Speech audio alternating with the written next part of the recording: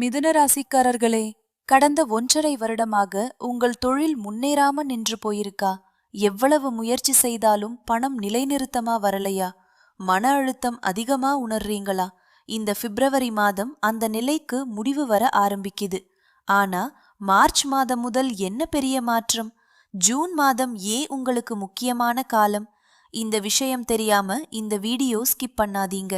தற்போது சனி பகவான் ராகுவுடன் நெருக்கமாக இருப்பதால் சில மிதுன ராசிக்காரர்களுக்கு தொழிலில் அழுத்தம், தந்தை வழி உறவுகளில் மனக்கசப்பு, இந்த மாதிரி மனசுக்கு சுமையான நிலைகள் இருந்திருக்கலாம்.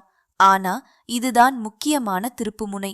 மார்ச் மாதம் முதல் சனி ராகு ஒருவரை ஒருவர் பிரிகிறார்கள். கடந்த 1.5 வருடமாக இருந்த தடைகள், நஷ்டங்கள், மனக்கசப்புகள் இந்த பிப்ரவரி மாதத்துடன் படிப்படியாக முடிவுக்கு வருகிறது. மார்ச் மாதம் மெதுவான முன்னேற்றம், ஜூன் மாதம் நல்ல மாற்றங்கள் தெளிவாக தெரியும். இப்ப சொல்ல போற விஷயம் பல மிதுன ராசிக்காரர்களுக்கு எதிர்பாராத நல்ல செய்தி. செவ்வாய் கிரகத்தின் நிலைமையால் திடீர் லாபங்கள், சொத்து அல்லது நில வாய்ப்புகள், உடன் பிறந்தவர்கள் மூலம் ஆதாயம். ஆனா வாகன விஷயங்களில் கொஞ்சம் கவனம்.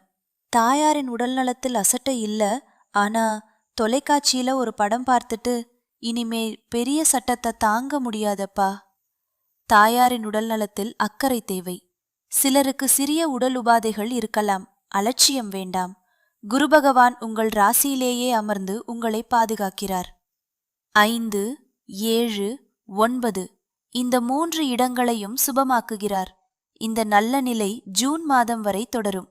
இது ஒரு ஆசீர்வாத காலம். கடந்த சில நாட்களாக அதிர்ஷ்டம் கை கொடுக்கலன்னு நீங்க உணர்ந்திருந்தா அதுக்கு காரணம் புதன் மற்றும் சுக்கிரன். ஆனா பிப்ரவரி 3 மற்றும் பிப்ரவரி 5 இந்த 2 நாட்களில் புதன் சுக்கிரன் 9ஆம் இடமான கும்பராசிக்கு பயிற்சியாகிறார்கள். இது அதிர்ஷ்ட கதவு திறக்கும் அமைப்பு. ஒரு முக்கியமான எச்சரிக்கை: பிப்ரவரி 15, 16 சந்திராஷ்டமம், பிப்ரவரி 18, 19 மனம் தெளிவற்ற நிலை. இந்த 4 நாட்களில் முக்கிய முடிவுகளை எடுத்தால் தவிர்ப்பது நல்லது. முடிவாக, கடந்த 1.5 வருடமாக சனி ராகு உங்கள் வருமானத்துக்கும் மனநிலைக்கும் கொடுத்த அழுத்தங்கள் இப்போது குறைய ஆரம்பிக்கிறது. மிதுன ராசிக்காரர்களுக்கு இந்த பிப்ரவரி மாதம் ஒரு புதிய ஆரம்பம். இந்த வீடியோ உங்களுக்கு பயனுள்ளதாக இருந்தால் லைக் செய்யுங்கள். சேனலை சப்ஸ்கிரைப் செய்ய மறக்காதீர்கள். நான் உங்கள் ஆஸ்ட்ரோலாண்ட்.